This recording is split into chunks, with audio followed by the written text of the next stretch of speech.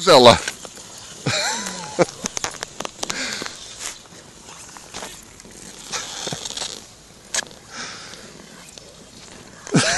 Älä lähde sinne rinteeseen päin, tuu tätä reunaa pitkin.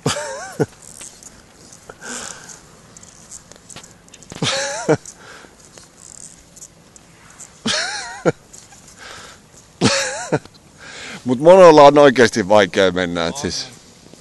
Se ei ainakaan kuole, kun se laskee. Ei se ois kuollut kyllä muutenkaan. Mutta muutama nauru ois saatu kyllä.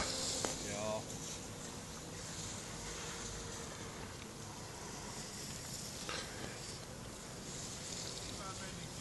Mut joku muu kuvaa sitä tuolla, no ei helvetti.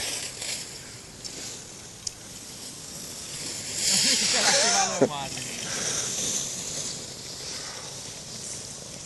Annetaan se suksi siihen Pyllymäkeen. Siis Pyllymäellä menee hyvin kyllä oikeesti. Niin, ja helposti.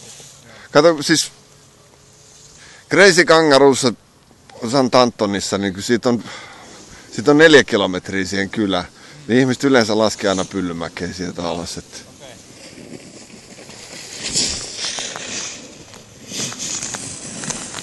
Eiköhän tää riittänyt.